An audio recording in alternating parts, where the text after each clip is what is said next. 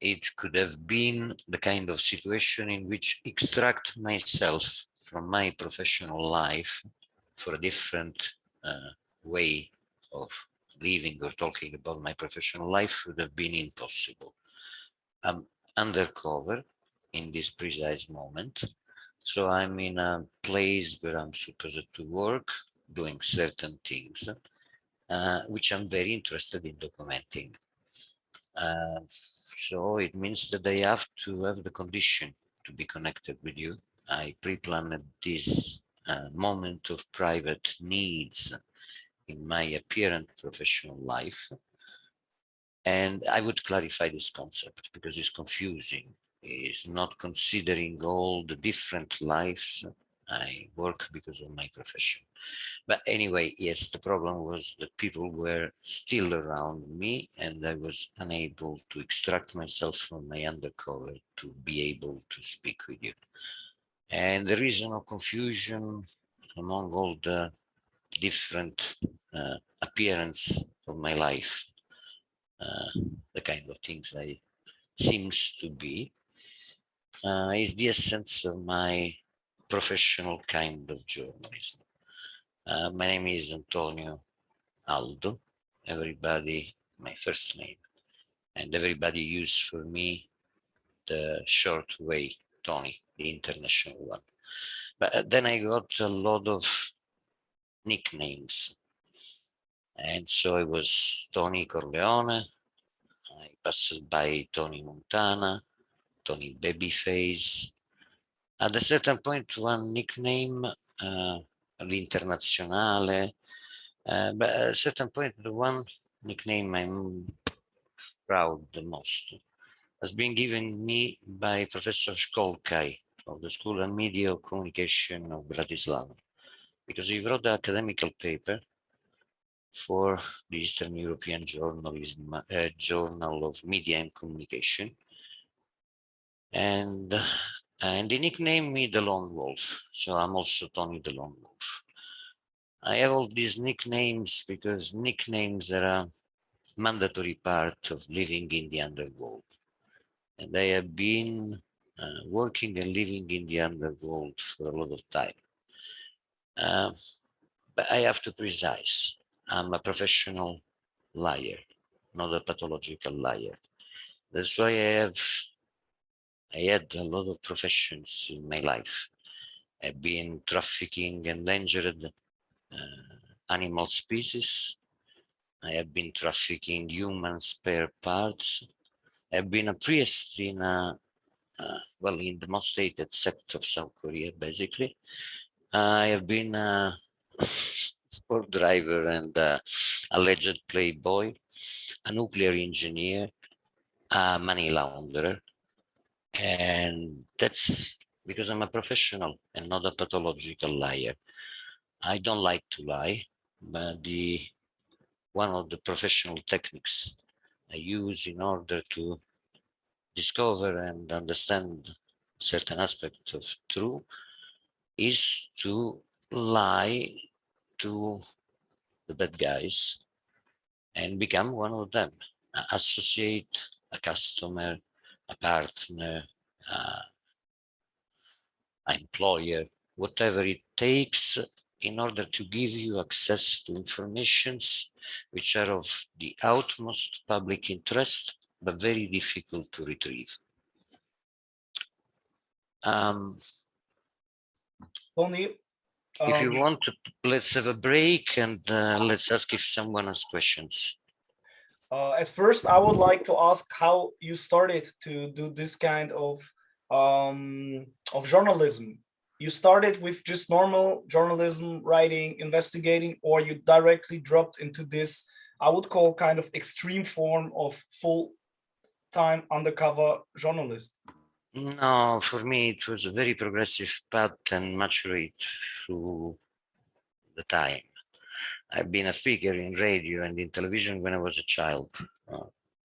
Let not me say at what age, or I would get embarrassed.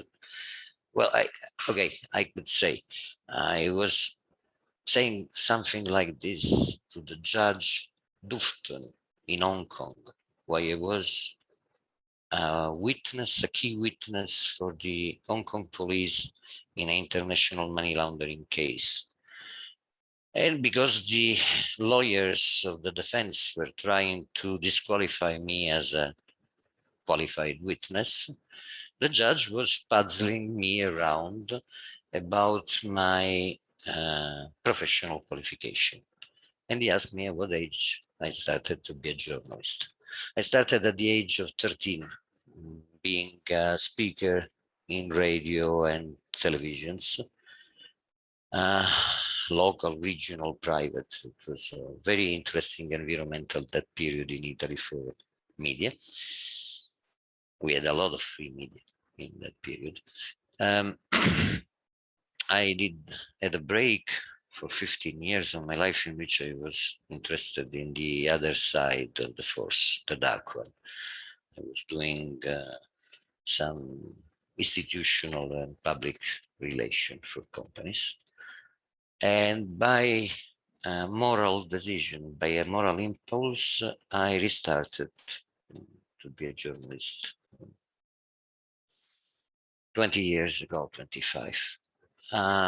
Even during the period of break, I had to keep doing journalistic things.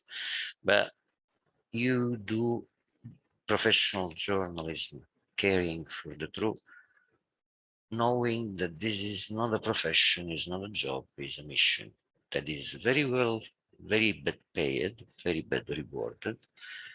That is a way to become infamous, not famous, and that it would cost you dearly.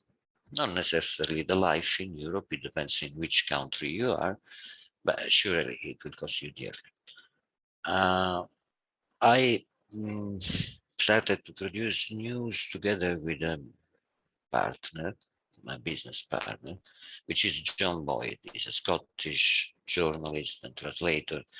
And we started in 2006, probably, to produce news in English and Italian as a news agency from the 4 Visegrad countries, Slovakia, Czech Republic, Poland, and Hungary. And basically, we were the only independent media translating a lot of daily news as an agency from 4 countries which were unreported, where 5 generations of journalists were missed because of the communism and the post-communism. And obviously, we were paying attention to organized crime, corruption, big scandals, which were daily news, but totally unreported, especially on the international level.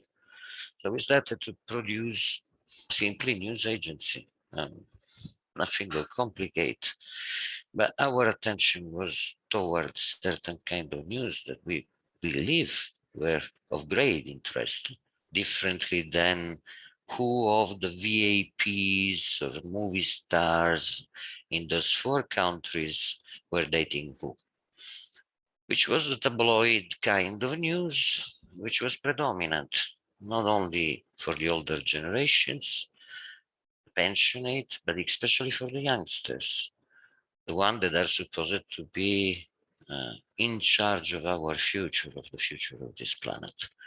This was extremely frustrating because, well, we started to get inquiries from the international consortiums, the Bureau of the Investigative Journalists of London, the ICIJ, the International Consortium of the Investigative Journalists of Washington, which was the consortium, the group of journalists that produced some of the biggest investigative stories of the last 10 years. So we started to do investigative journalism because we received a lot of inquiries from international colleagues which were interested in details of the local scandals that in reality have a gigantic global kind of interest. And then we started to realize that we were unable to document those, I will not say stories, but those very interesting and complicated parts of the modern society through even an investigative eye. Because what is considered investigative journalism is that first you report on the stories you personally follow, that you spend time and effort and energies in order to verify, especially verify and add information and giving a global idea and picture about a complicated story.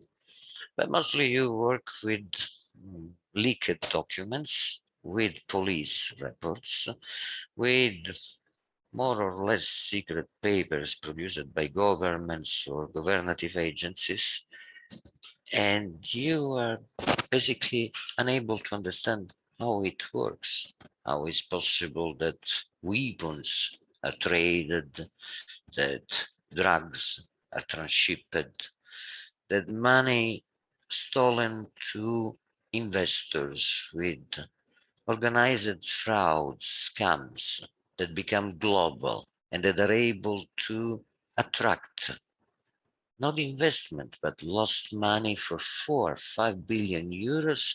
Well, if you want to understand this, you can't only rely on police, judges, and public informations. You need to think inside. So I started to consider undercover journalism by frustration, because being investigative is absolutely not enough if you really want to understand what you are interested in. And when I started to get interested in investigative journalism, in undercover investigative journalism, I had only one model in mind, which is German, obviously, it's Günter Warraff. But I was not conscious of the fact that I had him as a model, not just because he's good, but because he's the only one that at that time was selectively, intensively, continuously pursuing special undercover missions. I mean, there are a lot of journalists had the chance one or twice to get inside a story. Sorry, Tony, I just want just to explain for the international or participative that Günter Wallraff is a real famous undercover journalist in Germany. He's kind of legend. So he was creating new identities. For example, he disguised himself as the immigrant Turkish worker Ali and went to several places to the for welfare, for jobs, and he just documented the racist reaction. He just happened, or he disguised himself as a black person moving through a train with football fans, and he reported all the incredible racism. A lot of people would deny this still existing, and he just proved it. He became a journalist of Bild Zeitung, which is still the biggest newspaper in Europe, and he was writing from inside for them. So he was a genius to reveal all this stuff. And if we talk about free media, critical journalism, they sometimes say it's so-called the fourth pillar of democracy, another power. So what you would say, like even your colleague Jan Kuciak in Slovakia, he got killed. Daphne Galicia in Malta, she got murdered. Is there a big threat of and not enough protection for investigative journalists? Maybe you can explain your situation. You, I showed the video about the Hong Kong money laundry circle, and finally, these people with your investigation went to jail in Hong Kong. Probably they're now there, and then you had to hide yourself, and thanks God you're not one of these journalists who got killed. Maybe you can tell a bit of this story if you like. Absolutely, is not the issue, but let me only to finish the point about Günter Warraff. I said that he was a mite, but not only because he did incredible things that by that time were well, no one would have supposed or imagined to do it. Sneak your nose inside the dirty things you want to expose to the general public. by posing as someone different than yourself. I was trying to say that, yes, a lot of journalists had the chance to do it, opportunity in their professional life to enter inside the story. But the majority of them don't really enter inside the story, just put a feet inside. So do the first meeting for being hired in order to perform certain job, but stop there, which is basically only producing some sort of show journalism, because you can blabbling about the risk you take. No one, very few one decided the guts to bring their undercover until the point in which it gives fruits. And the fruits is when you have hard evidence about some malfeasance, crimes, money laundering, or corruption. So you have to accumulate proofs. And everything you do have to be legal and ethical. So it's super difficult. Few ones do one of these in their life. Gunter Varaf, when I decided to do this kind of things, was the only one doing this kind of things continuously, inventing every day a new personality that gives him the chance to become the eye of the society in something really important. He has been the driver for a trafficker of human beings and the employers, or vice versa, the employer of, well, his best show was one day he was back at home when he was working in Thyssen, claiming he was a Turk immigrant without papers, just to prove that Thyssen group was using labor force, illegal, black, and based on their being Turks and all the consideration you can have about it. And so he was make-upped as a Turk. And he went back home and he found his mother. And he had a conversation with his mother. That was convinced that he was not Gunther, he was some Turk, friend of Gunther. And when they meet again a couple of weeks later, and he was not make-upped, he was himself. His mother was complaining with him, "You are so crazy because you let your Turk friends coming back at home with your keys while you are not there." So he was my supermodel, but I must say, at the moment, he's only another guy that's doing this kind of things. He's a Ghanaian, he's a nice, and he's absolutely, again, super brave because he's systematically doing undercover all around Africa. But obviously, the level of danger is not in itself to be undercover or journalist, but in the level of involvement and what is the support that your media or the media world around you is able to give you. And that's the reason why a country of Europe, which is Slovakia, became the death zone for journalists in Europe. Because we are always assuming that Italy is a dangerous place for a journalist. I would say it's not really, not compared to Myanmar, Birmania, or Mexico, where my colleagues die like flies. Generally speaking, for a lot of consideration, for example, the fact that mafia don't like anymore to kill people in a visible way, to not make bad image. I don't believe that doing the normal Italian journalism in Italy is such dangerous. But following a story which involves the connection between a government and the underworld, and I'm talking about the Slovak case, a country where a prime minister had connection with the member of the Saudi Italian organized crime that we named 'Ndrangheta, a country where offshore companies with no offices can buy and resell from the government the carbon credit asset for 100 million euros. A group of countries where credit banks holding the savings of 50, 60,000 families in a country where the inhabitants are 6 or 8 millions means sneak your nose in super dangerous things. And that costed the life of a lot of my colleagues or friends in Slovakia, which is, as I was trying to say before, the death zone for journalists in Europe.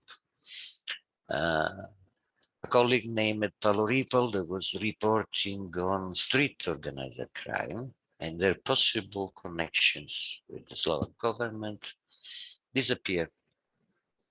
And I lost count of the years. I suppose it's 7, but you know, if you're recording and using our conversation, please put a note that we have to check. He simply disappeared in thin air. And still today, we have absolutely no news about his fate. After I was stabbed and almost killed in Thailand, Miroslav Pego, my personal friend and colleague, which was reporting about the energy sector in Slovakia, and a million times mentioned me that he had a great story about the corruption in the industry and the way the governative bodies were making easy for certain very shadow companies to make money on the pocket of the taxpayers. Well, Miroslav left his own. That was again 6 or 7 years ago after Paolo. And Miroslav went out in winter because someone rang at his door and convinced him to go. With a t-shirt, no jacket, the key of his house, but no wallet, no money, no credit cards, no ID, not his computer, not his mobile phone. Those are all things that we found on the table of his kitchen the day after. Well, still today, I have no clue where Miroslav is and what he's doing in this moment. And I can guarantee you that this is also the worry of his brother and of his mother and father. Martina Kuznerova and Jan Kuciak have been killed in their house by individuals that were breaking in and waiting for them in order to execute them. Martina and Jan has been buried with dresses that they chose for their marriage because they were supposed to marry after 3 months. This specific case was the reason why the Slovak government 3 years ago fell down.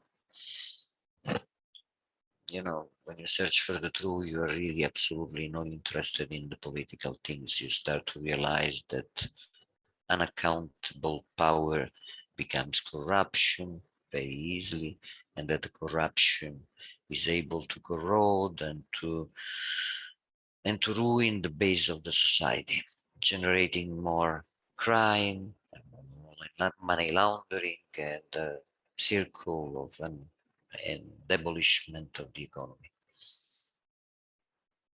So we really don't care what was the government in that moment and what's the government actually in Slovakia, but the effect was dramatic. What interested us was that the conscience of the population changed from being generically uninterested, the Slovak, in the administration of the public affairs. They become super conscious, trying to reaccount for their society and to wash the shame of having become a mafia state, a colony of the Italian mafia. Was this a good price for the sacrifice of the 2 innocent lives of Jan Kuciak and Martina Kuznerova? I would say so, but it's difficult for me to confirm it every time I meet the mother of Martina or the father and the mother of Jan Kuciak. You would also consider that it happened to me to be quoted in sentences that include the names of colleagues that are not no more anymore here. Maybe because we shared, not maybe, because in the majority of the case we shared specific interest for certain kind of stories of scandals. You would imagine that I'm not proud of this because, and this is, I suppose, one of the points of this conversation, as you, Arslan, have been so brightly trying to detail. One of the points is that obviously the investigative journalism, I would not specifically talk of undercover journalism, it's such specific field of our modern journalism that is interesting as a curiosity. And if you want, I would detail you certain techniques and ways that distinguish undercover journalism from investigative journalism. But the point is that is an enormous moment of crisis. There's no money, there's no resources, there's no protection for journalists. Generally speaking, we are paying for institutions, for authorities.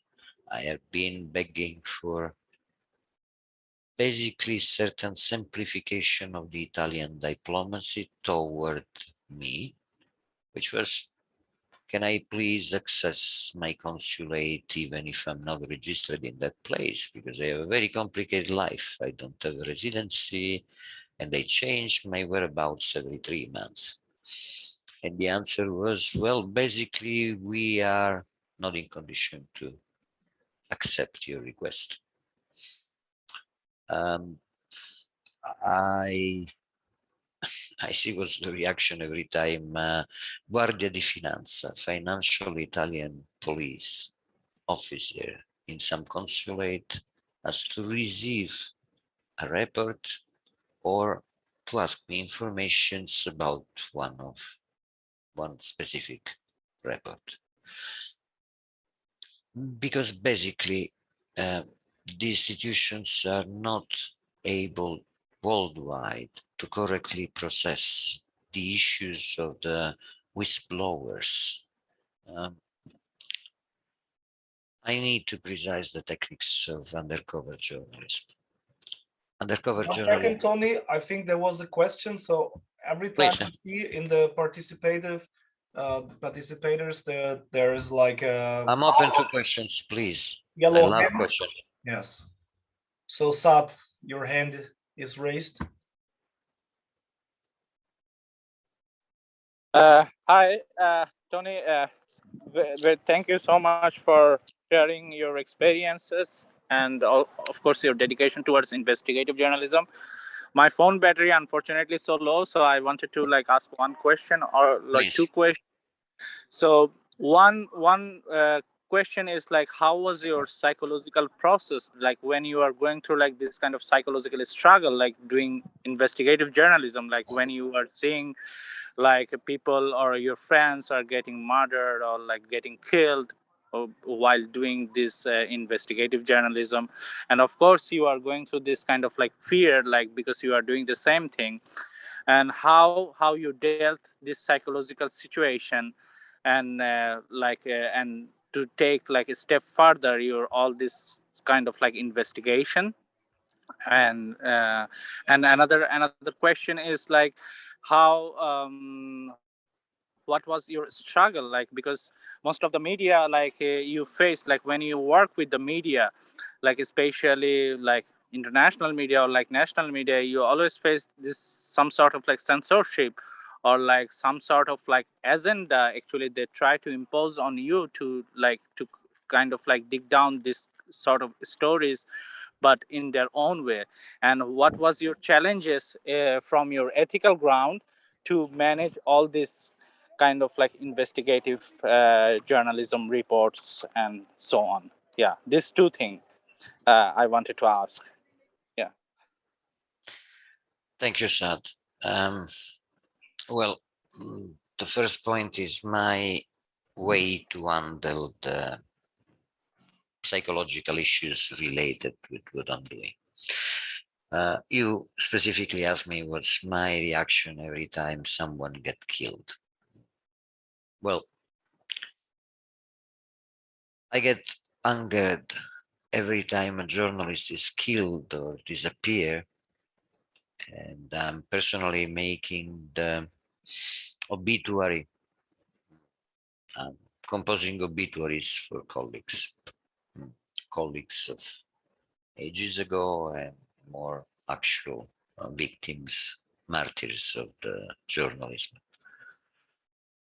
And make their obituary for my personal is one of my way to cope with the pain that it gives me. But I share a vision which was the vision of Walt Whitman, the American poet, which is that every pain given to another human being is a pain that affects me personally and that I take personal. And that's my main motivation in searching for the truth of certain things. I'm indignato, sono fortemente indignato, super disappointed every time I realize that someone is taking advantage of someone else, that someone is consciously, systematically hurting someone else.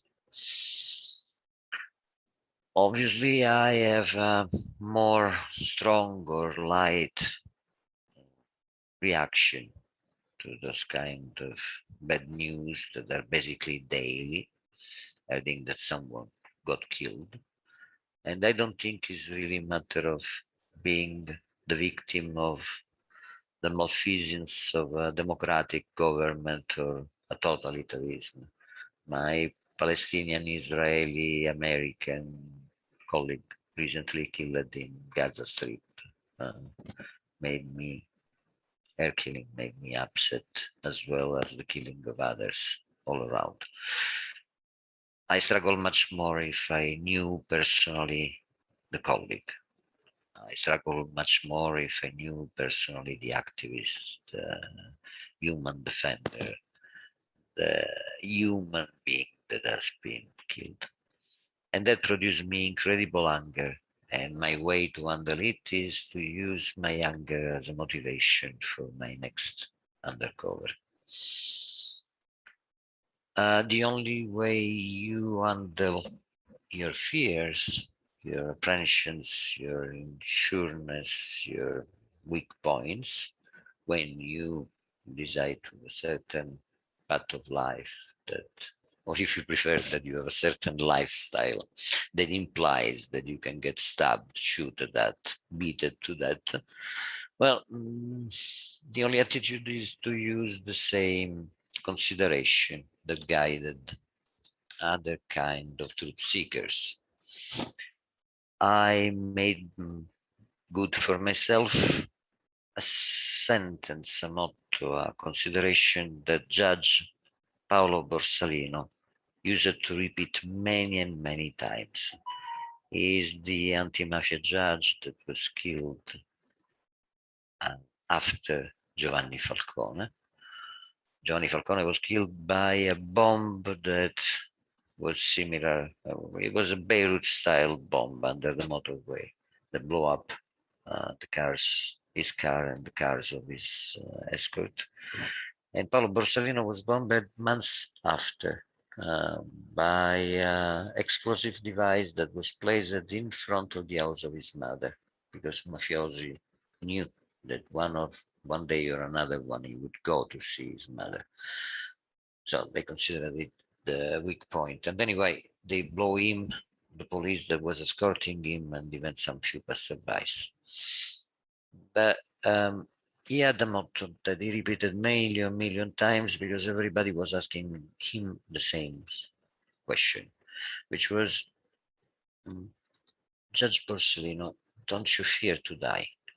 And he would always reply saying, who does fear to die does many times every day.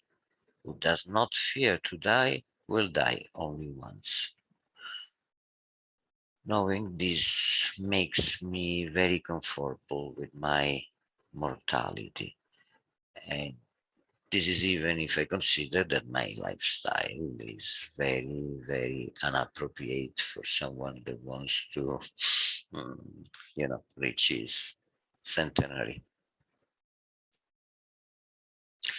The other question of Saad, I think, was the one about how a true journalist, a real truth seeker, handle the attempt of the system to silence him or to moderate his voice or to cool him down.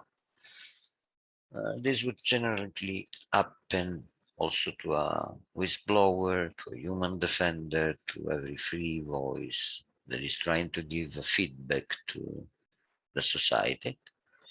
So it's not so special for journalists, and all consider that at the moment investigative journalists are all freelancers, which makes them able to die of starvation while trying to investigate a story, and then having the pleasure to go to a public media or a private media and trying to sell this story. This is a very painful process I have been through for the last 12 years of my life. And it means that with very few exceptions, I found the story and I decided what to be investigated. I collect hard evidences. Then basically no media wants to touch it because, well, for a media, mainstream media, it's the same to republish my original article. Well, if they publish the first article, the first information, they feel scared of being liable of court cases, trouble, controversies, and scandals. And it's not worth it. So they don't even tell you that is uninteresting because they could not. They would tell you that they would pay you 3 articles for 100 euros each, or a 26 minutes documentary for 1,000 euros. Disregarding the fact that you have been working on the story for 8 months, even spending money, but also trying to survive. The majority of my stories have been possible because some victim or someone was providing me resources, which very rarely were financial. In these terms, the autonomy of my work was always absolute. And I assume that the autonomy of my colleagues' work, all the people working for the various consortiums, is almost the same.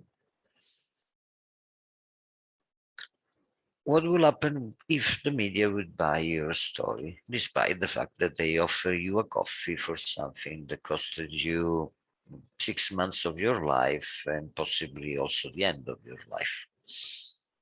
If they take the story, they would they would republish it full of conditional and conjunctives.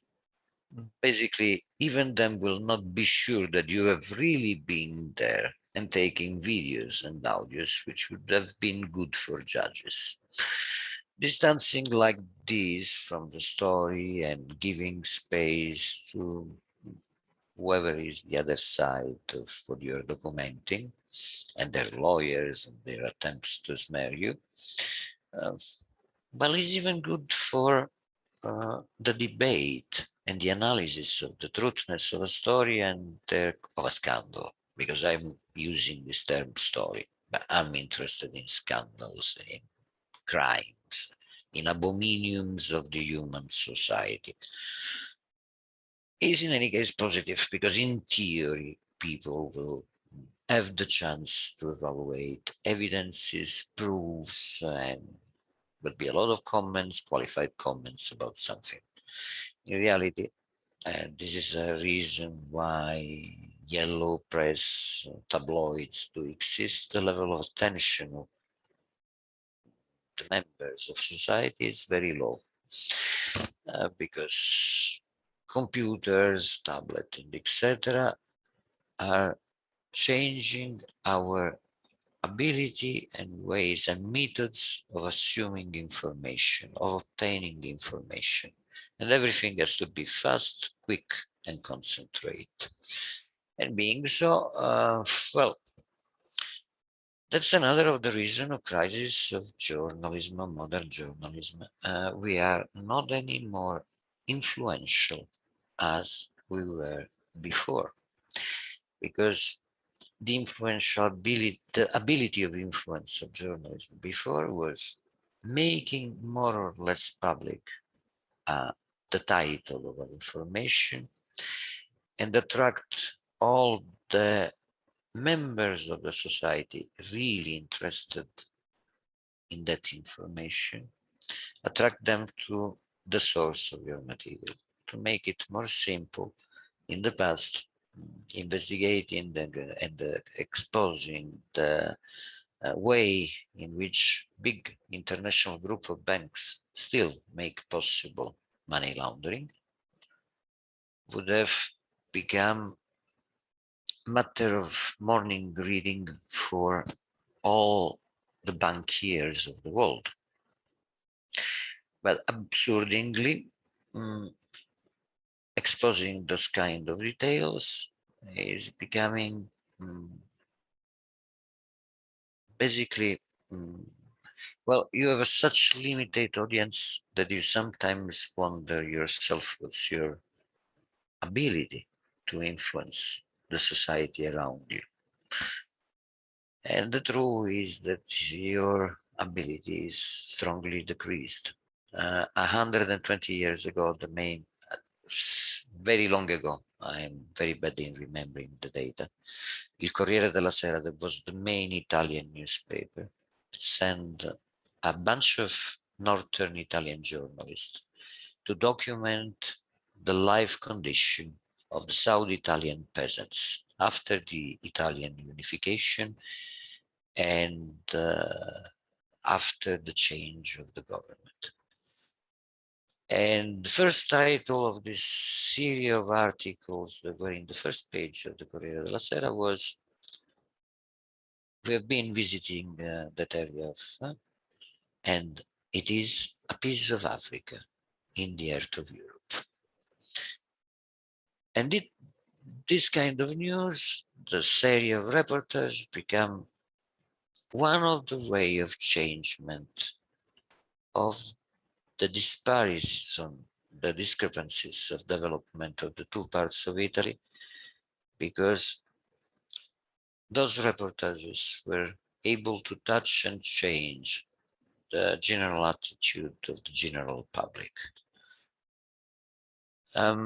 Today, offering true information about the danger of a technology or the real influence of a certain kind of medical product is true information that gets lost in a sea of fake information, of fake news, of misleading description of some aspect of the society or the reality around us. And again, that's because in a certain way, media and channels of communication are uncontrolled, but in the other way, they are super controlled by factors of economical value and consideration. So no one is really doing censorship on a specific topic, but a specific topic has no economical interest or valuability, and so it does not get access to the search engine, to the optimization of the access the common people has to internet, and does not reach them. Journalism is been losing a great part of its power and efficiency because simply it gets lost, good journalism, good information, in the sea of garbage that people are randomly picking and using to entertain or to form their understanding and opinion about the society and the world around them. But do you think that this is like something is forced, like to produce flow of useless information, that maybe the internet is flooded by videos, by posts, which are somehow like disguised or like make the real investigative journalism much weaker, because there's still every day like whistleblowing. Let's think about the last years with the NSA, with the leaks of Julian Assange platform, WikiLeaks, with Edward Snowden, who actually revealed super hot information about crimes against the human rights of the US Army, of civilians, of breaking the law, international law by the US Secret Services. And he has now still to live in Russia. Or Julian Assange was like in captivity in the embassy of Ecuador. So do you think we need first like other new laws for whistleblowers to protect them? And second, is there any way to take back power of real information? It's not flooded and just sinking in a lake of useless information? Well, first of all, let me make clear that I don't believe in the efficiency of conspiracies. I am not a conspirationist. I don't share such believings because I strongly believe in conspiracies. I know the small, medium, and big group of local, national, and international powers are trying to conspire in order to corner the world, the economy, the society. It's the ambition of every kingpin, is the ambition of every criminal, is the ambition of every corrupted politician. Obviously, it starts to contaminate the society around, but it's so many Kabbalahs around the world, all of them fighting one against each other, that I don't believe is a general plan to disempower people and journalists. I believe it's systematic because the way of society is so that you have corrupted journalists because they're wrong economical and legal frames that make possible to have money laundering, to accumulate money, to start a small drug or human trafficking business, and to end financing governments and providing bribes to prime ministers and chief of departments of public places. So I do believe that the society could only change if we change certain mechanism and factor inside the society, and that the plan to silence us is not systematic, but is systematic, but is not the plan of Spectra to conquest the world. Still, I affirm the existence of million kind of organization trying to exercise such power, but their efficiency is thankfully very marginal. It is a way to re-give energy and power to the search for truth. And this is a mixture between journalism and activism. This could become possible if group of activists decide to cooperate with groups or individual journalists in order not just to identify a scandal or a crime, investigate it, report, but especially to distribute those informations. As the majority of the traditional media are dying and the new internet media are not really interested in the quality of their products, there's no resources to finance the CEO, the search engine optimization of a true journalistic news. And that's the reason why general public would read garbage in internet, produced by so-called media, which are aggregators of information. Actually, they started to produce news with artificial intelligence. So they will not have any more needs for reporters. It would be an algorithm to compose the news starting from the tweet of the passerbys when someone went killed.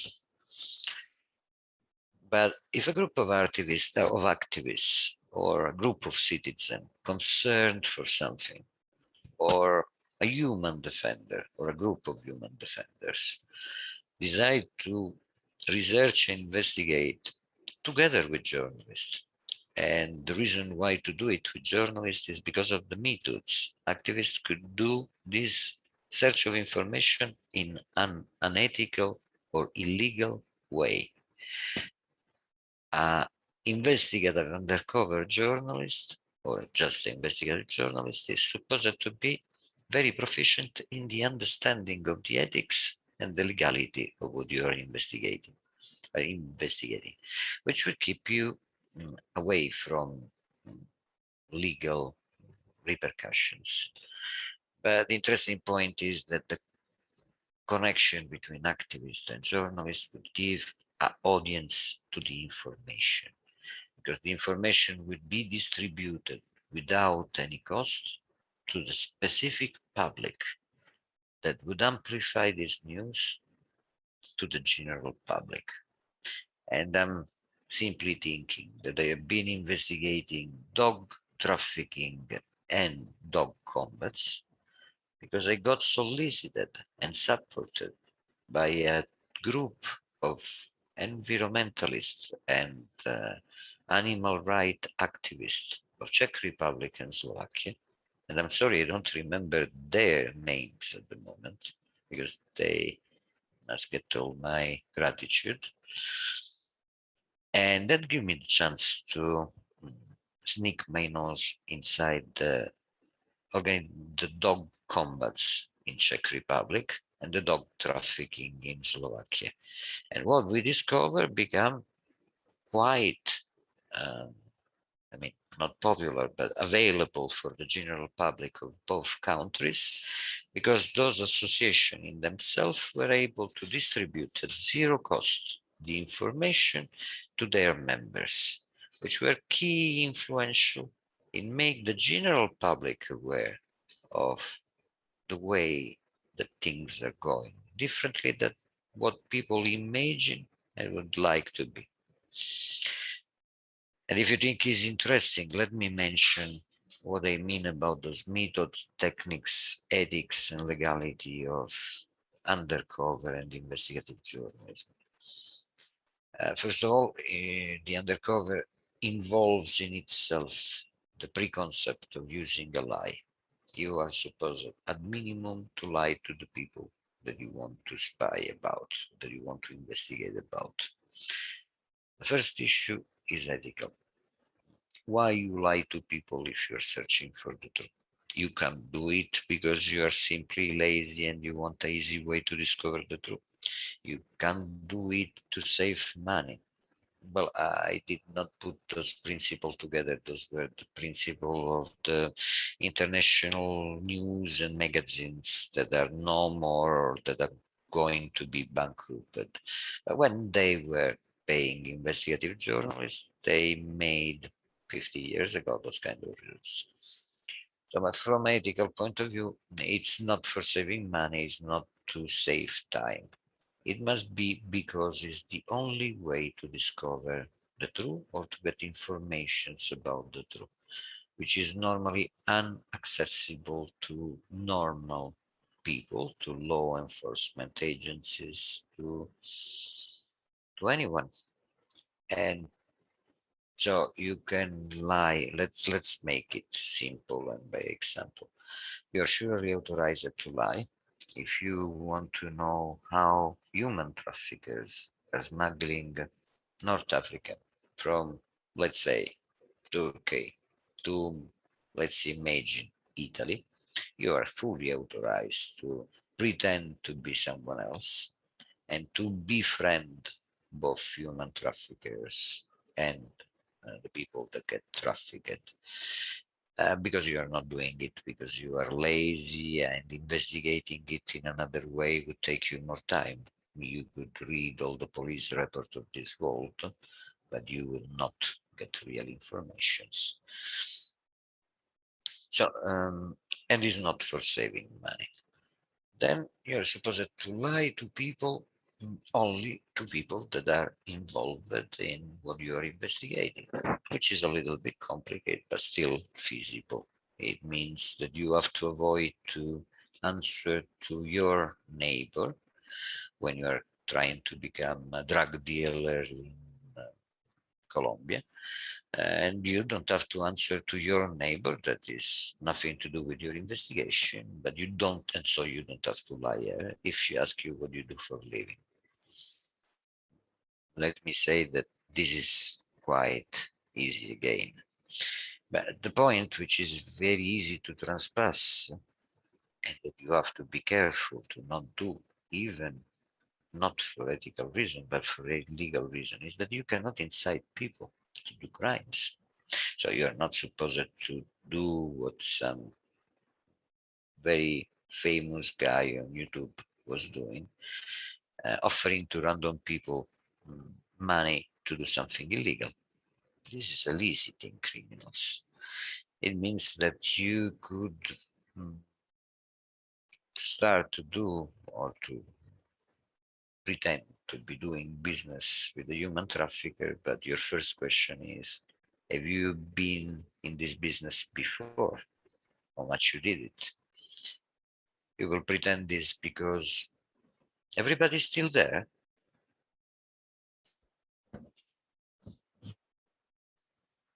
Yeah, I'm there. Okay.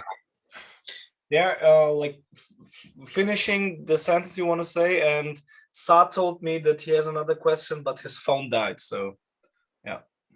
Okay, can I ask you a favor, if it's possible? Yes. I need 3 minutes because I have to control the situation in which I am. If you don't mind, I need a 3 minutes break. I will let everything be here, but I have to move for 3 minutes. I remember you that I'm in a hostile space, which is not safe for me, and I have to be sure that all is okay.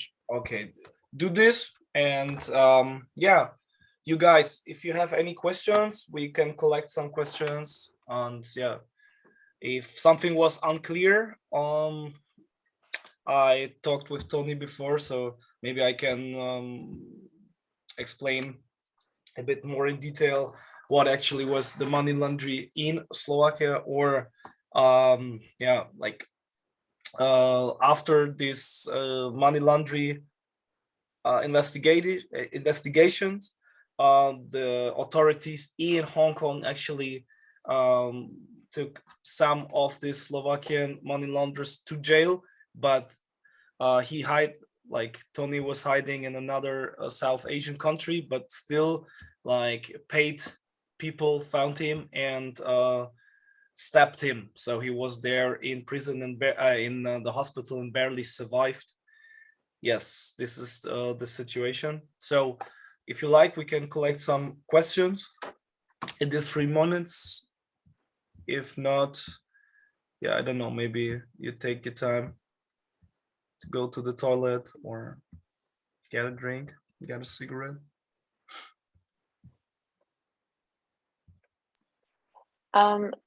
I don't know how to raise my hand, so I hope it's okay that I'm just. Oh, okay, I found the button to raise my hand, but I hope it's okay to just speak.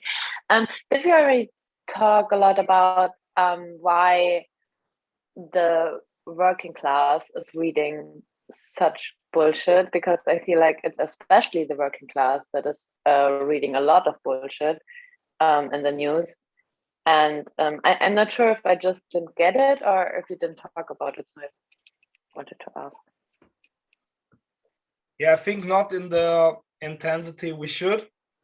Like one explanation was the change of medias, that a lot of printed medias disappeared, replaced by cell phone news or like really fast news, like just tweets, and this turned into a more entertaining way and the way of consuming news changed, but still no explanation in general why, for example, Bild-Zeitung in Germany or other newspapers worldwide, you can really similar connect, who are like mostly try to show that they are like writing about like important stuff, but they have a lot of implication of leading the discussion, start even news, not like in the internet, like starting stories, like creating stories by their own power that millions of people are reading them. But in general, they can as well disguise big scandals with stuff of celebrities, football, sports. So this is a good question we should discuss, not just with Tony, like maybe you have ideas as well, how to overcome the power of like this big medias. I think if we talk about like a working and poverty class association as well, for example, my family never was reading newspapers. So maybe another point is that there was never a real news, like a newspaper culture in the working class, that people really informed, take time to read deeply. So maybe this is a dilemma why magazines like Bild with a lot of pictures, which is the name, like get so attracting to people because they don't need to read so much to see a picture and then some sentences. Sorry, I'm back. Oh. I am back. Can you hear me? Yes. So Ella has to go. There was another question offside, which mobile phone died, but maybe Alina, you want to reformulate your question to Tony? Yeah, of course, because we were just talking about that. I just like we talked a little bit about why the news have changed and stuff, but I don't get why, especially the working class or the poor classes, I think this is not only a German thing, but it's all over the world, don't have access to good information and to quality journalism, and why, or if they have access, why they just don't use it. That's a big starting point to me, and I thought maybe you have some thoughts about it. I cannot answer in the specific of the German society and the infosphere for the simple reason that is linguistically oriented, and I have no command of your language to be able to make a philological analysis. But I could tell you that generally speaking, the problem of the access information to informations become the problem of the resources in terms of addressing the research on the search engine. It means that the most publicized information are the most worthless. Let me make it clear. I have been surviving for several months of my life, producing a service which is named Search Engine Content Oriented, which is writing blog articles which are used to publicize some product or service. It's normally cosmetics or applications, but it could be an institution or a bank.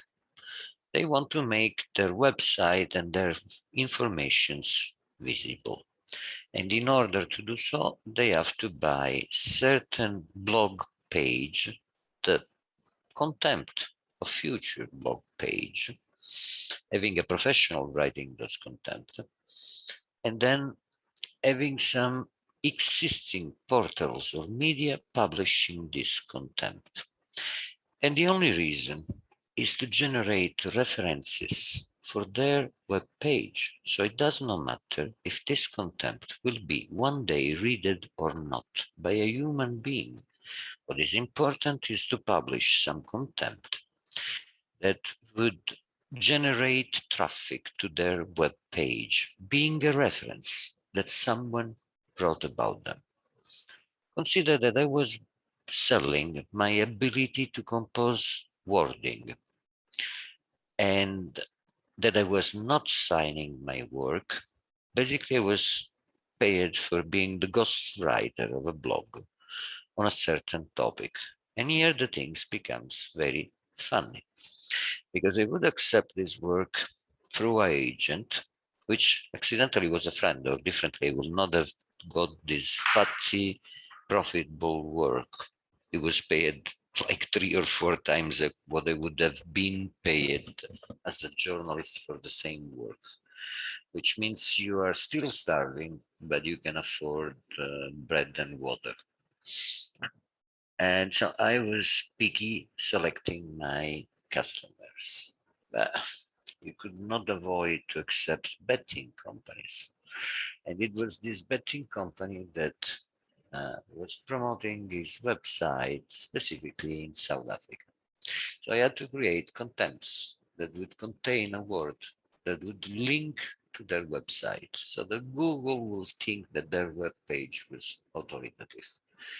And so I wrote bullshit articles. Sorry for the use of unpolite words, but I write this 500 or 5,000, I don't remember anymore. But I slightly remember it was paid to me something that they considered a lot of money. And in order to insert the word snooker, well, basically I wrote a history of the female snooker player of South Africa with one article, and in another one, the history of all the James Bond watches, because this gave me the chance to link the word casino to the article. It means that I was producing garbage, there was pasting of noise, the human infosphere, in order to attract visit to a freaking gamble legal website. The very ironic part, let me please finish, is that at a certain point, the Nordic regulator of money laundering asked to a CEO company to produce a bunch of articles to make their boring website institutional, more appealable and attracting some visitor. And we are talking about the Nordic private institution that do the anti-money laundering measures for the Scandinavian banks. And so I had to write for them 12 articles, and super funny. I quoted myself. According to the investigative journalist Antonio Papaleo, between 2 and 5% of the world economy is generated by the laundering of money. That simply means that the electronic media, which are at the moment probably 90% of the information and communication among human beings, are fueled by stupid algorithms and massive and even more stupid publicity campaign. In this situation, obviously good news tend to disappear, and especially vulnerable parts of the society start to receive only unworthy and unuseful informations. Or that's what comes honestly to my mind in terms of interpretation of these absurd things that are ongoing. So you mean like the structural problem is as well that news created by financial interest of a big economy, bad companies, cosmetics, sports. So this is like, if we talk about capitalization, about the news market. But what's about like the public big institutions? I mean, like we have huge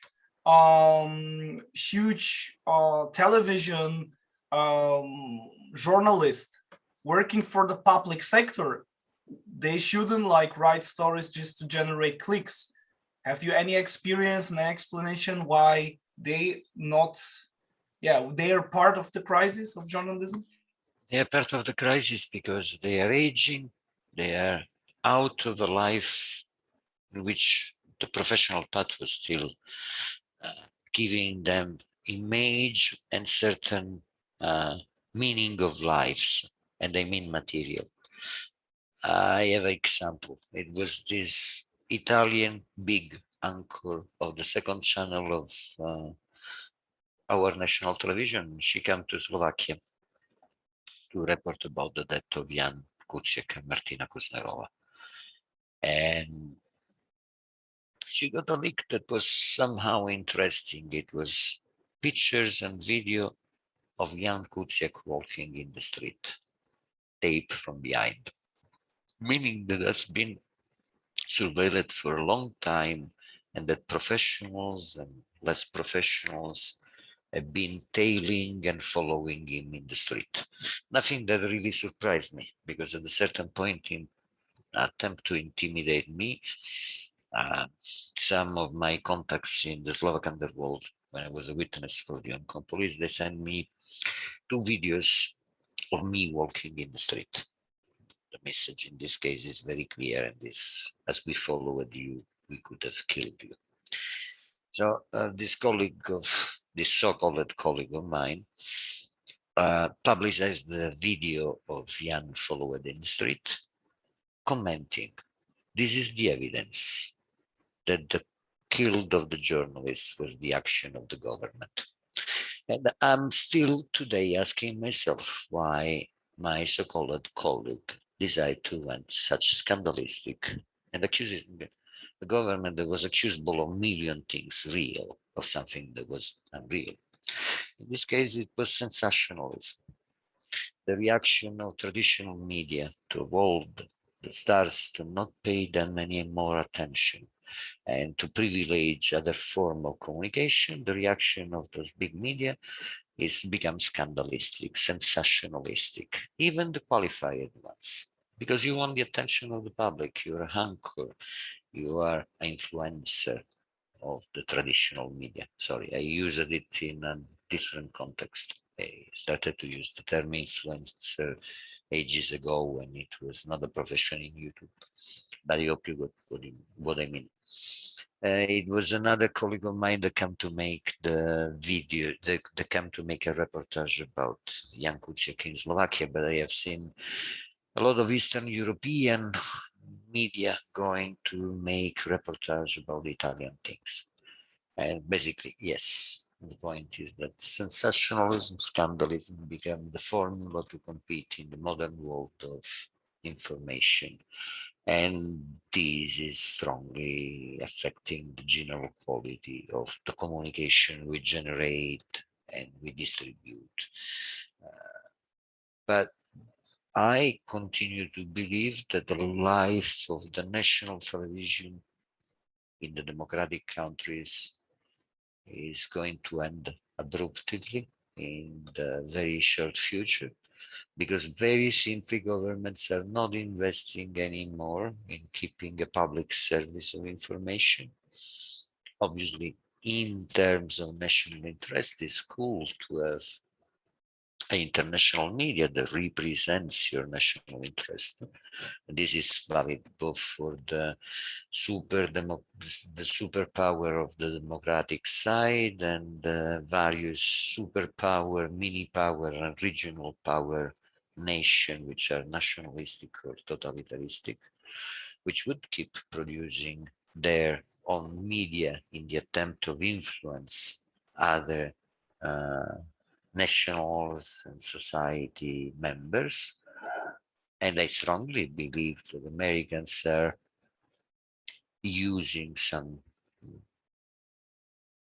method to influence public opinion abroad, but I'm as well sure that all the other countries around the world do the same. And as much I don't like the way our democracies have been evolving, it's something which is absolutely not maintaining the promise of social welfare and justice for everybody. I have to admit that at the moment, those incomplete and unfunctional or non-functional democracy have a little bit more accountability. But still, the distribution of the communication is the critical factor. And until we don't found a solution to bypass the general economical interest that makes more productive to produce garbage information, fake information, noise, we will never be able again to use information as a way of changement of society. And let me put it simple, because I think I'm always express myself in a way that's too complicated. It was a gigantic, well, it was a very smart and super effective Italian scammer, Vanna Marchi, and his daughter, and they have been scamming tens of thousands of customers, selling their well, at the beginning they start with diets and products to lose weight, but then they evolved to pure magic and magical advice from their guru, il mago del nascimento. And my point is that they were buying publicity from every private national television of Italy.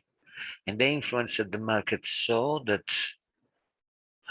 it was unbelievable, the idea for a company working in the field of culture of the social works to afford publicity on a national scale in Italy. As scammers, which economical interest generate wave of fake news and misconceptions. And I mean there is a general interest that fuel fake news and conspiracy theory.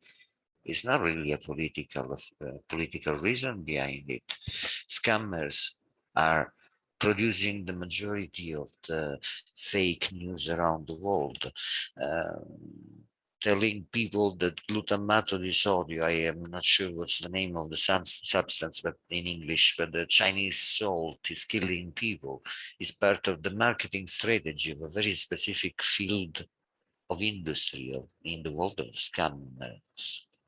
I sometimes found that gigantic Google ad campaign are motivated by financial reason and scamming mechanism of a bunch of specific criminals, which interest is not manipulate our mind, but keep making money by producing fake information, because it's what it takes at the moment to have a very efficient scam.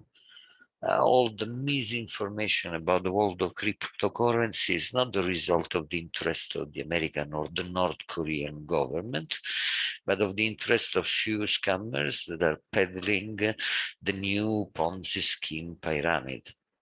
The world of the romantic news in Italy is influenced by what is basically a system of collecting information to start catfishing people.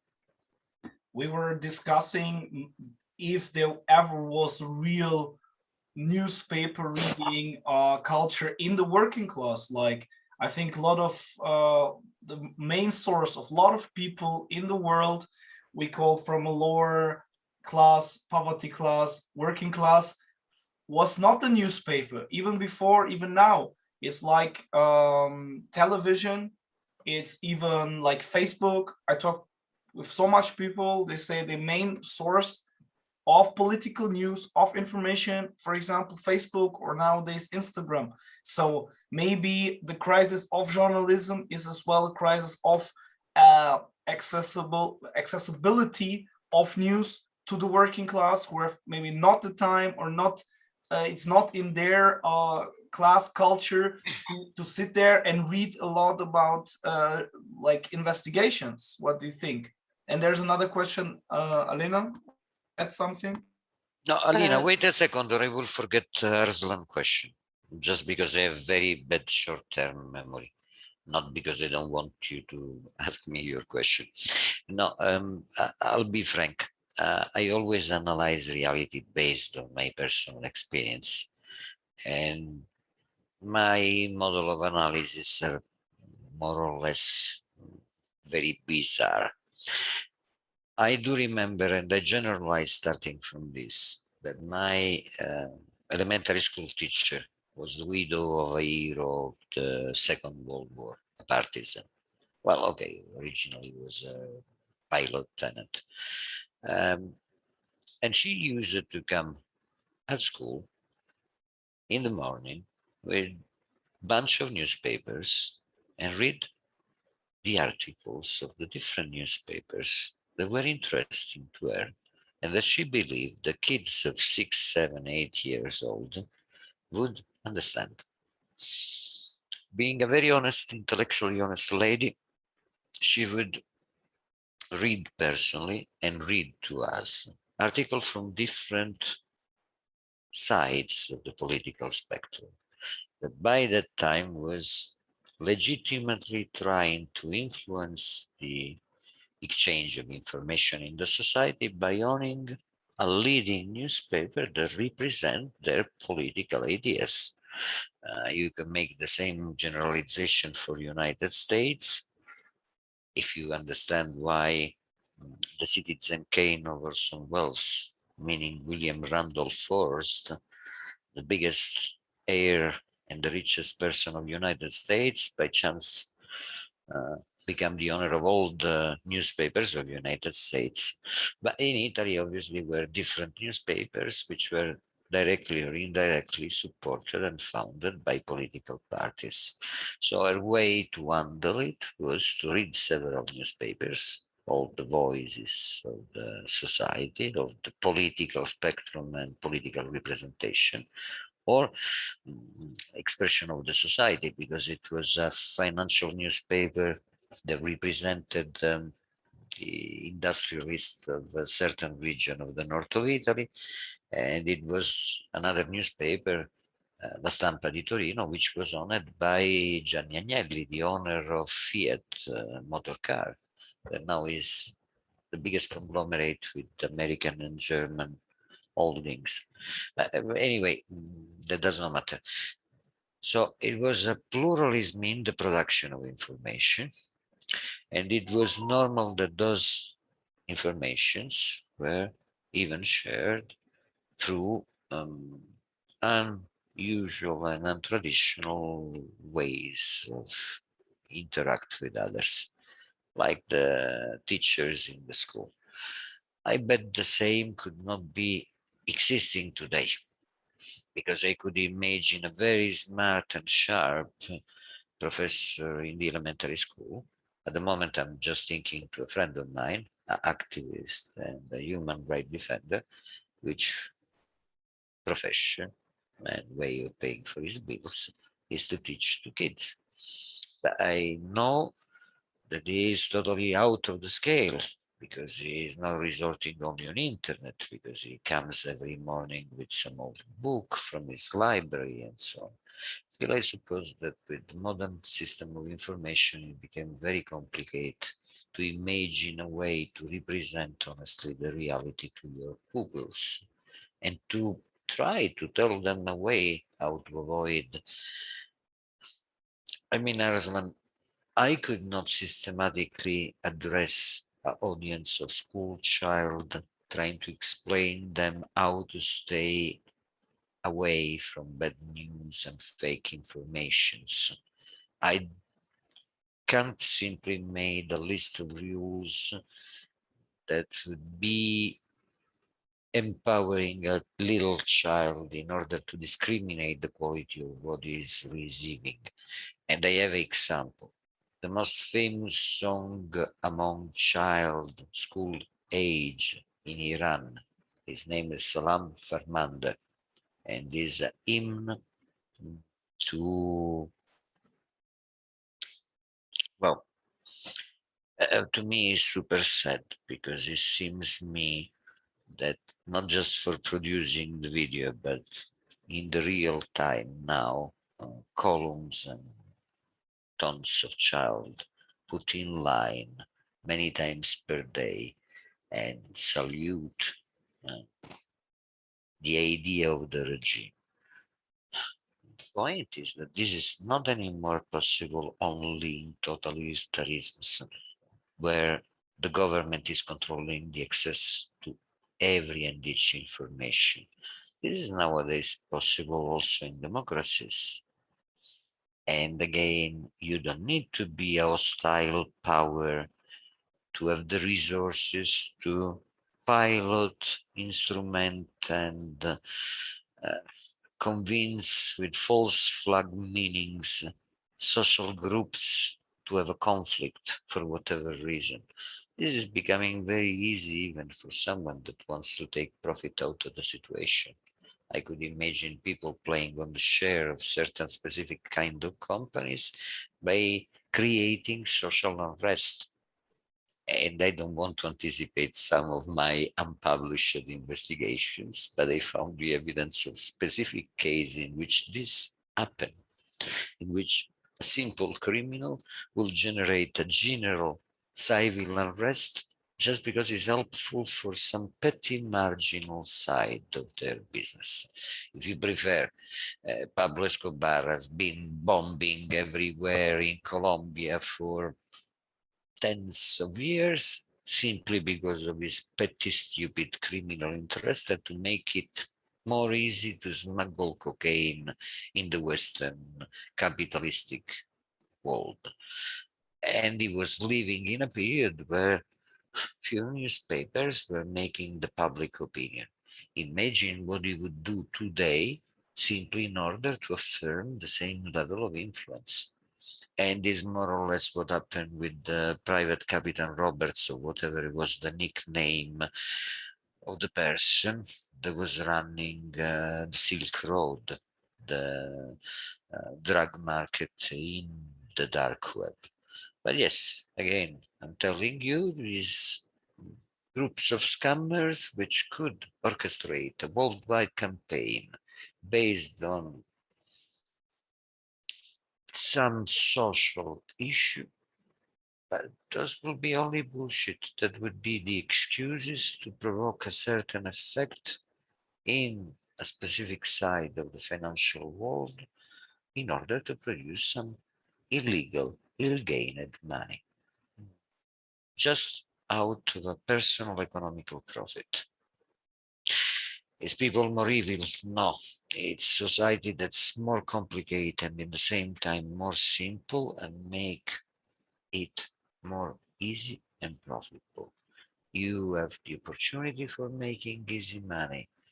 A little minority of the society, what I would believe they are sociopathic, narcissist, greedy, evil, they would take every opportunity in order to make money.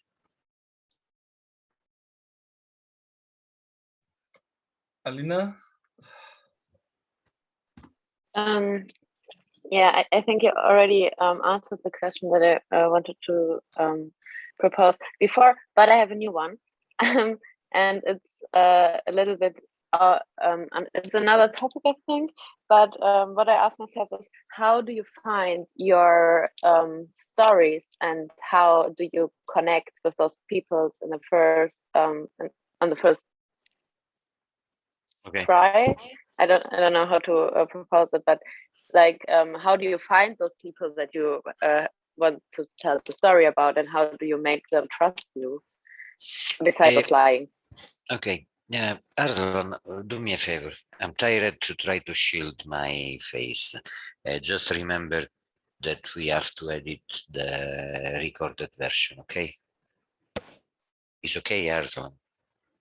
We will extract the sound later. Perfect. Thank you, because so you don't have to protect your face.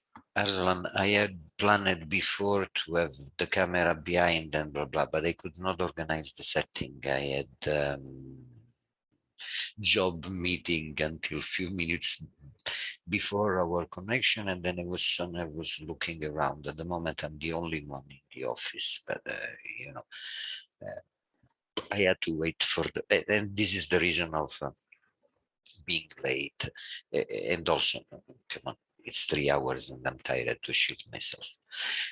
How I prepare myself? I only prepare myself by getting in the mood to lie, because I'm not a professional, I'm not a pathological liar. As a child, I was educated with the idea that lying was the worst of the possible sin and that you don't lie to people. So for me, it was very conflictual out of my nature at the beginning. So still now I have my mantra in order to enter in the mindset of someone which could lie, which is, I swear all of you, something that I especially dislike.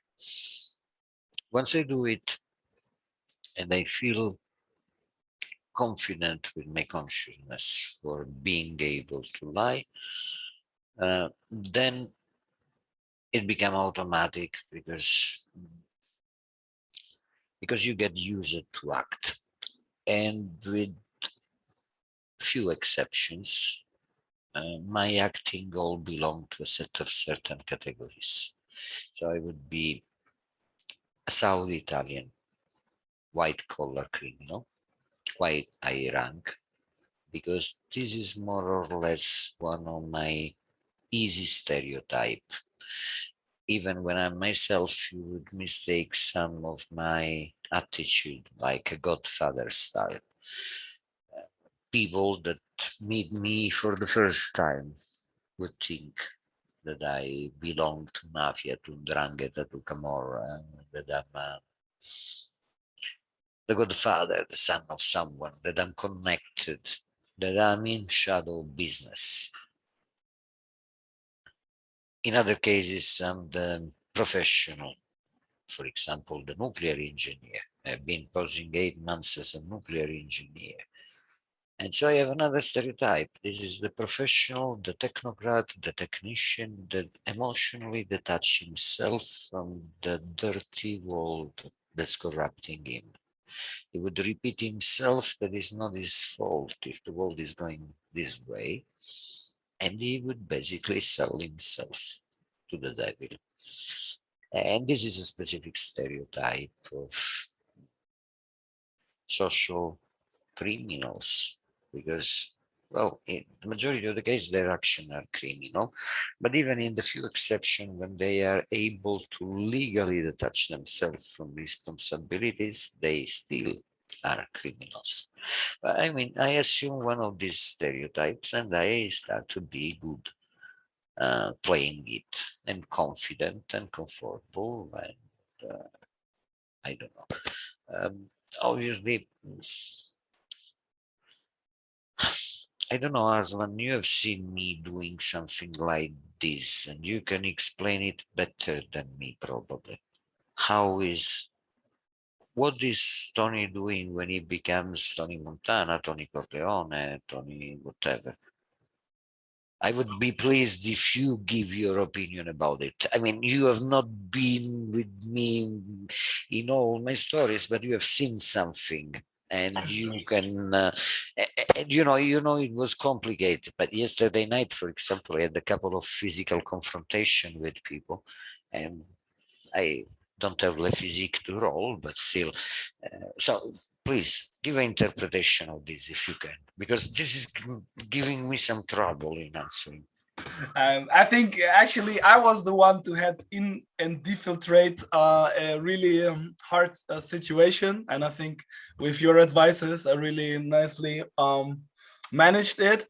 But what I observed that Tony actually is a real chameleon, so he really can adapt.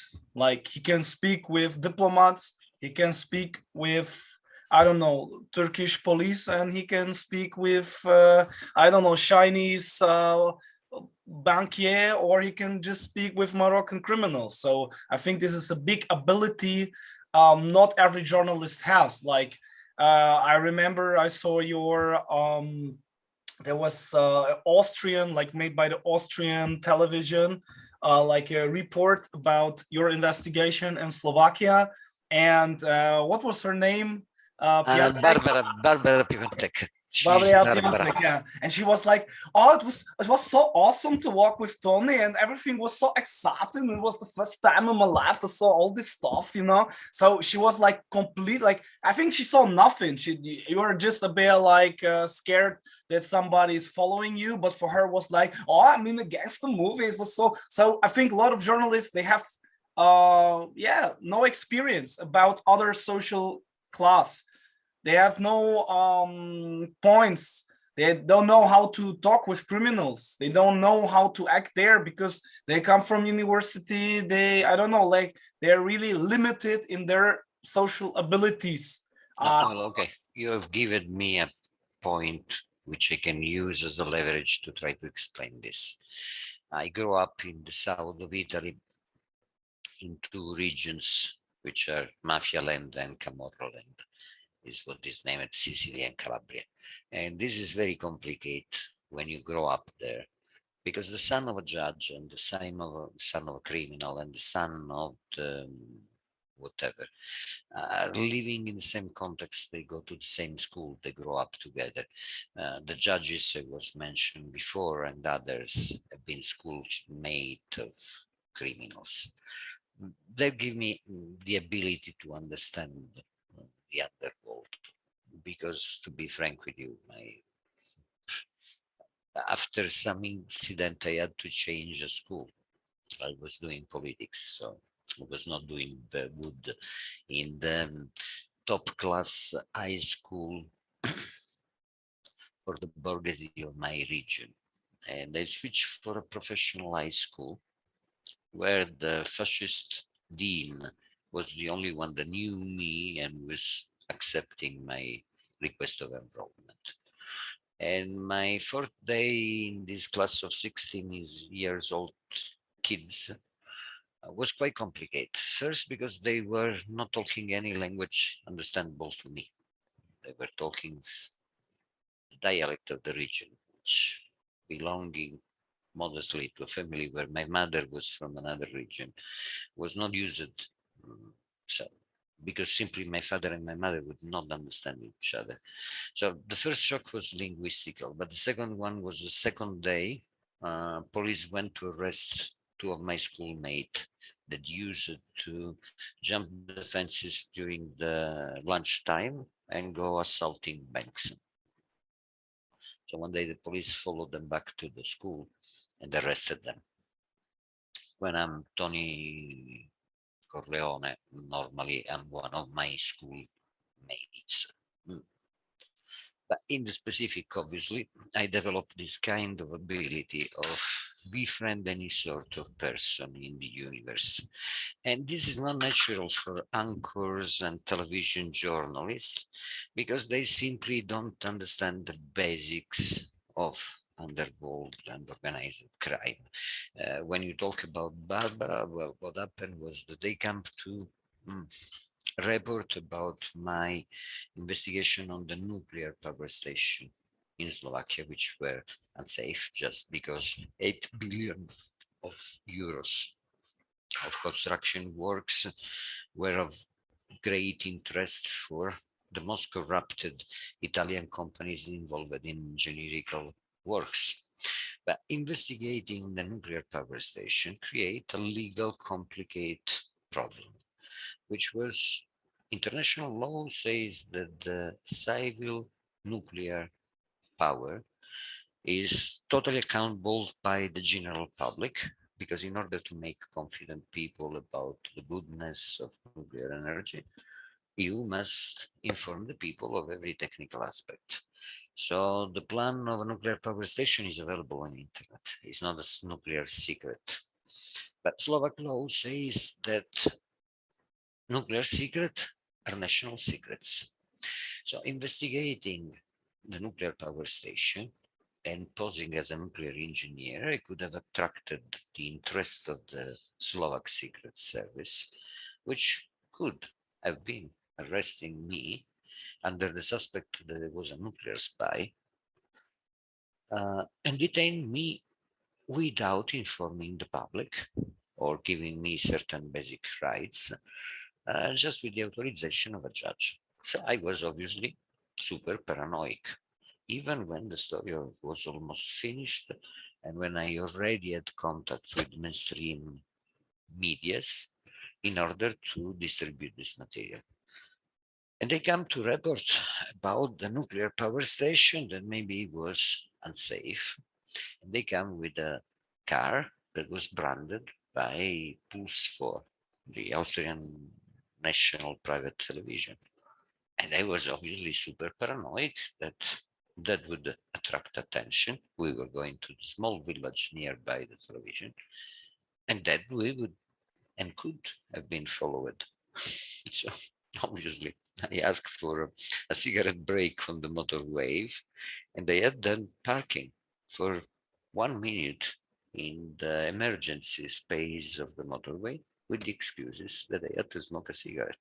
In reality, they went out, I light up the cigarette, and just check if it was someone trying to stop and go out of the motorway. And after 25, 30 seconds, I jumped again in the car. It took a while to Barbara to realize that was a reason in my action, and that obviously was not related with my tabagism. One of my personal sports, just to make you clear the point about it, is that wherever I am in new town around the world, I start to go to the local ghetto.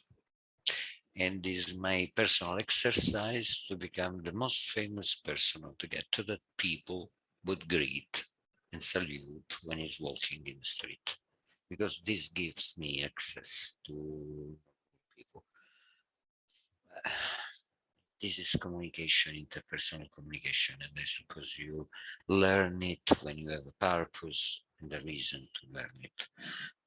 I personally spend time reading the manual of the various secret services, the one that have been publicized, not publicized, as okay, that are not anymore secret. You could find very interesting material of, for example, the former Czechoslovakian secret service during the communism.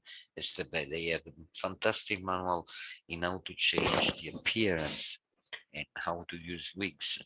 But I would say that if you want to become an investigative journalist or a wannabe spy, you can watch the Americans. It's a lot of hints and advice, even in the serials.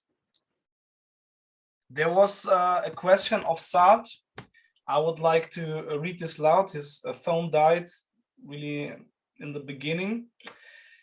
And maybe the two guys at the black screen, if you have a question or just a comment, I think is now a good time, because we're already more than 2 hours here. So I think we can finish this wonderful event with this question, and maybe you have a comment. So Saad is asking, what's the challenge Tony faced while doing the money laundering report? What was his process to investigate? What was the consequence he was facing while investigating? How is he now? How is he dealing his life at present with our current challenges? So some of these things you already answered. You can answer the things are missing, and maybe add how we could support you in any way if we could. Well, okay, the money laundering investigation, the Hong Kong connection, come out for a simple reason, which is more or less one of the two ways they get a new investigation, a new subject for my research. It is either because befriending random people and living and spending my time in the underworld. So, living in the ghettos of the world and befriending the scumbags and the salt of the earth of a society, I start to realize that what's big ongoing around me is a specific business.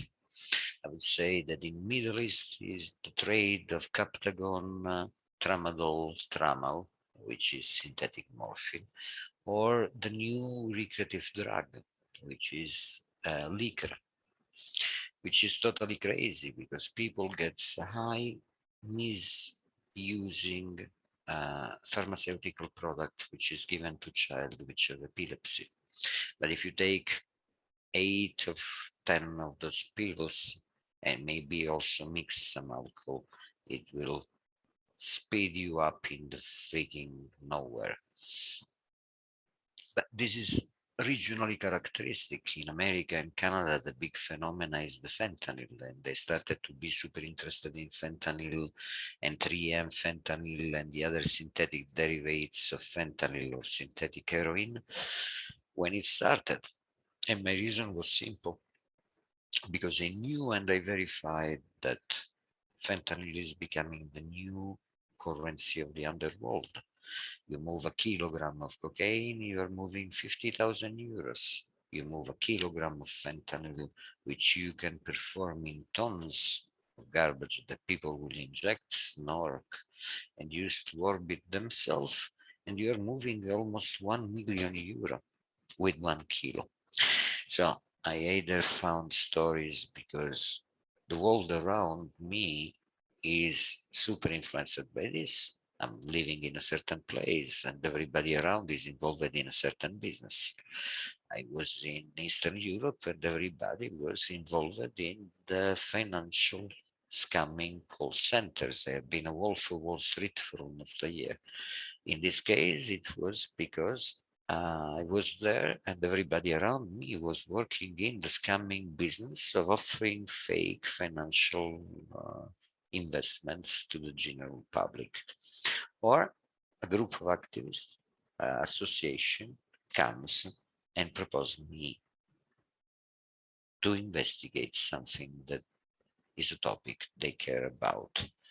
And they mentioned the environmentalist and you the animal rights activists make me involved in the dog trafficking and the endangered animal species.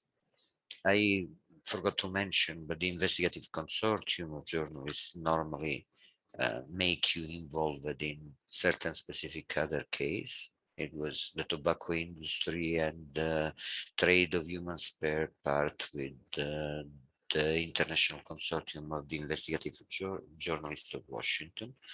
But in the case of Hong Kong Connection, to go back to Saad's question, I got involved because I had acquaintance of mine, Dodo, and Dodo, well, it was my first real undercover because I did few sting operation for televisions. They asked me go and be the customer for this, and I did.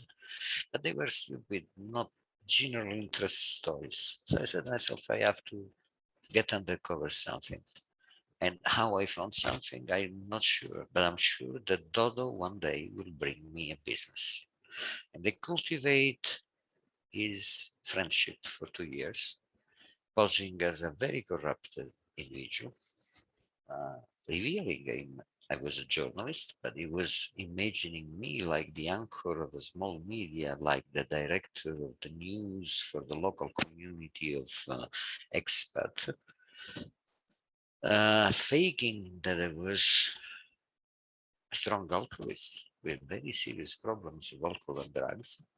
I got advice from a girlfriend of mine how to look like something like this, how to be a junkie without the risk of getting offered and have to consume the drugs in front of them, which was not even a moral or personal health concern, but the fact that you don't know how you will handle a substance, and if you will start to start to be honest and tell everybody that in reality you're a spy and you're there to spy them. And if someone is interested in this technicity, my delicious friend, which is epileptics now because she used Pervitin Pico, the synthetic, in this case is synthetic methamphetamine, which was originally produced in the Nazi German, the Panzerschokolade, to be clear. So she used it from the age of 16 to the age of 19. And she told me, okay, you pretend to be at the last stage of the addiction. You need to drink it in the morning, in the evening. Alpha gram in the morning, alpha gram in the evening. It's super expensive because it's concentrate. It's more expensive than cocaine. If someone puts less than a gram in front of you, you play aristocratic. This is nothing. And thank you, this is not a present for me. I already drink alpha gram this morning. If they put you a gram in front of you, you act like the character of the Lord of the Ring. You start to say, oh, my beloved ring. And you treasurize it, you grab it, and you put it in your pocket. But in any case, it will not happen, because if you do something like that, they are putting 500 euros in front of you.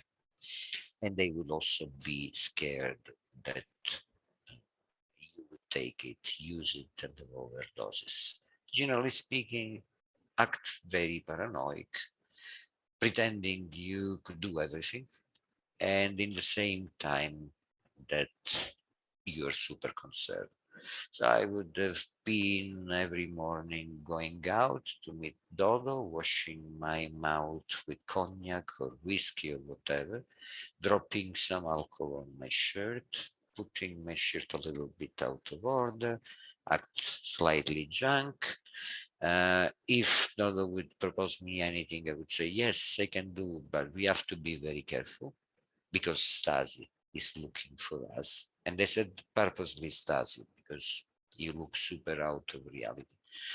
For example, it was mentioned during the trial in Hong Kong that I arrived in Hong Kong and I had clipped my trousers with the paper clips from the office. And yes, when the judge asked me why you did it, I said, well, Your Honor, because I was infiltrating those guys, pretending to be a drunkster alcoholist. And I was very scared that they would imagine that I'm a journalist, a true one, and that they would send me to sleep with the fishes, we say in south of Italy, meaning drown me in a lake in the Gulf of Hong Kong. So posing junkie and weird would make my story more credible and would keep me out of the troubles.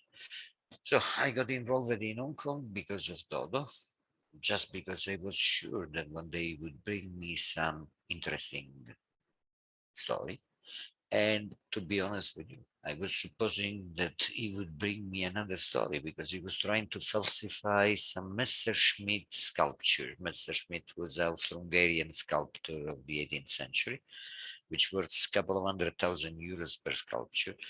And it's possible that someone would found one of his unaccounted sculpture.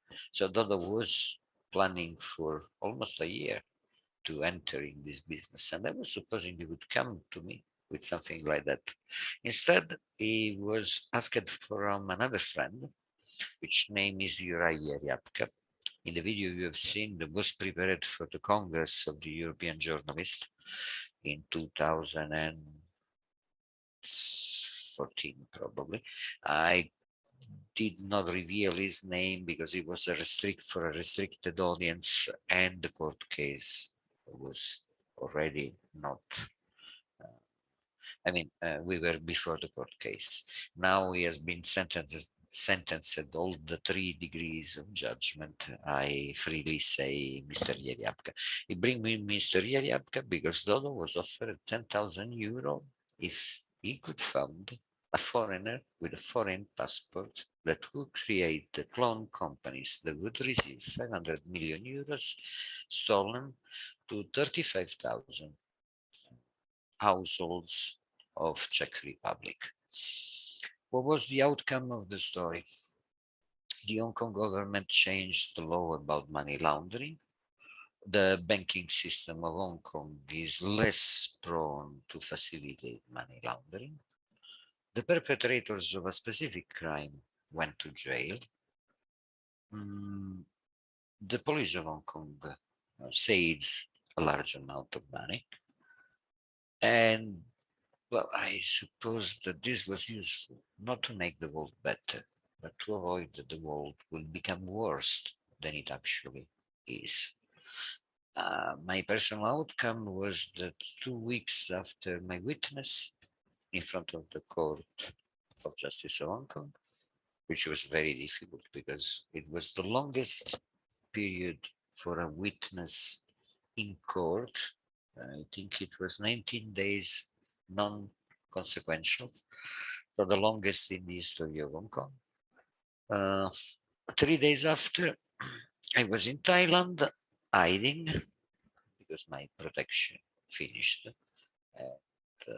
Hong Kong police make it clear that it was better if I would go, can I say, fuck off somewhere else. So 3 days after, I got stabbed and almost killed. I got explanted. I have a very nice scar that makes me more peculiar and visible. Some spare parts, theoretically not necessarily such important, of my body has been removed. My colleagues would avoid to offer me a coffee because they would be worried if maybe someone would decide to kill me in the exact moment we are having a coffee. So it's better for them to avoid to meet me. I become a certain sort of pariah for my colleagues and the part of the general community. I basically lost some work for Italian media. Well, I would say very straightly. The director of Front Page one day told me, you know, you don't have to come to the office. And I look at him, his name is Francesco something, but I look at him, we will cut it maybe. I mean, I don't have problem about it as well, but anyway, he looked at me and he said, you don't have to come to the office. And they asked why, and he said me, this time looking at the floor, you know, maybe they would follow you and they will kill also us. And I lost my temper, which was one other of sad issues. They start to scream, I hope they have been following me this time because you deserve to. Yeah, okay, of course, him and all the ancestors of his family. The outcome of Hong Kong connection for me was absolutely bad. I don't have anymore any private or personal life. I am obliged to change my whereabouts continuously. I don't really think I would have a normal life anymore. I'm super destituted. I don't have a penny, and I don't imagine myself being able to make a penny anymore. First, because it became non-important or non-influential in my life. But secondly, because it became basically impossible. My ethical or moral orientation would not make me able to pursue certain path of life. And in the same time, I'm compelled to keep doing what I'm doing, even if I promise myself that enough is enough. And my reason is simply, if I stop to do it, can I be sure that someone would do it? And fearing that no one would, because obviously it's not bringing you anything except for trouble. And so why a smart person would do it? And my consideration is I'm enough basically to keep doing it until I get forced for, because it's necessary, because it must be done. And before I forgot a very important point, as a journalist, I'm not legally bound to certain legal obligation for normal citizens. Obviously, it varies by the jurisdiction, the national jurisdiction. But let's say that in the Western democracies, a citizen that is aware of a crime is supposed to report it. It's mandatory for him to report a crime. I mean, you're walking in the street, someone is killing another person. You are supposed to call the police. You are supposed to support and help the victim. In those same countries, a journalist is not obliged because he must protect his sources. He don't have to increase the risk of people involved. He don't have to damage individuals and so on. And he is exposed continuously to crimes, so that it depends by the jurisdiction, but I would say the majority of them don't make the journalist obliged to report for the crime he is aware of. The majority of my mainstream colleagues would never go to the police. They would publish something with a lot of conditional and conjunctive, so that they don't have legal risks for the wording. They said that there may be potentially in case of some crime happening, and then even bastardly email or contact the cops. I, as a freelancer and truth seeker, had to find a way for being legally allowed to always record the things I'm investigating, because I want to produce hard evidences. I will later send through, I please invite you to leave an email so that I can send you some materials, but this is beautifully explained in the TED of my other colleague, the third guy, Arslan was mentioning, the Ghanaian colleague, Anais. The purpose of this investigative journalism is to collect hard evidences. But in a lot of jurisdiction, I cannot tape people as a journalist. I cannot use a hidden camera. But I successfully and legally did it all the time. Because first, I'm reporting the crimes, first to police and then to general public. Because I got interested in the crime as a journalist and in order to inform the general public. But the crimes or the malfeasance that I'm investigating are bothering me so much as a human being, as a citizen, that I feel obliged to be a citizen and to act like a citizen. First, collect the evidence and then reporting them to the police. So I am first a citizen. This is when I'm recording the evidence and when I'm reporting them. And then I'm a journalist, because after I give a certain time for the police to investigate the case, I submit them. After this period of time, I report to the general public using the same evidence, the same recording, the same videos. And this is the model I'm always using. Going back to the end of the story, being super destituted, it happens sometimes funny things to me. So that my profit out of the Hong Kong story was, I write article for South China Morning Post, and it was paid 900 euros because the pay for the article was 300, and it contained 12 of my pictures or pictures I own at the pay of 50 euros each. And South China Morning Post had to pay me. And they are a public company in Hong Kong. They are quoted on the stock market. They were a free media. Now it's not free media really in Hong Kong. After what happened, what you know better than me. But they were quoted on the stock market. So they could not monogram me or anything like that. I was not anymore in Hong Kong, so they could not give me a check, a bank check. They had to try to make me a bank transfer. And my bank transfer was rejected for a year and a half.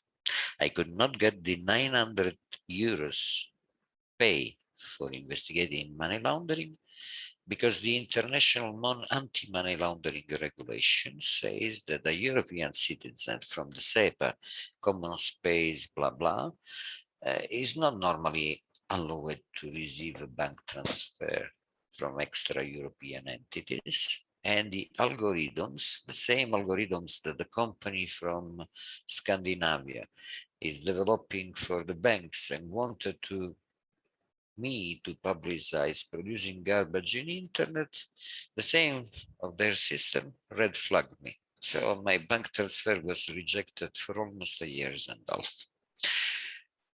Getting under police protection and unable to provide for my whereabouts, losing all my source of income, made the Rory Peck Trust Fund, which is a public foundation of very nice people that, in the beloved memory of Rory Peck, the investigative journalist that was killed during the unrest in Russia on the Kremlin, and Boris Yeltsin, you could check it.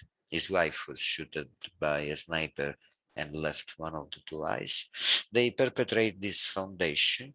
They take care of journalists in danger, and they gave me 2 charity grants, 900 euros.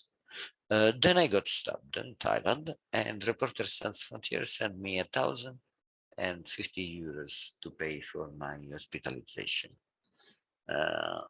which was not enough. So I make a case with the Thai government, and they paid the residual of my bill, and they create a fund for people which are unculpable victims of violent crimes, which is the reason why sometimes the Thai media mention me, because some tourists get stolen their cameras and they invoke the Papaleo law to have their cameras paid back. And some officers of the government explain that unless you don't lose your spleen, you don't get nothing from the Turkish government, the Thai government. But still, it's good, because if you get killed, your parents would be paid on the law that has been made on my name. How good is my life and I'm doing? The Papaleo law. So something will remain. No, it's another 2 laws that more or less are in my name. Still, Tony, listen. It's super interesting. I just would like to stop the recording because I'm out of recording capacities. So this is the end of the recording. Thanks for listening. FikuS Münster.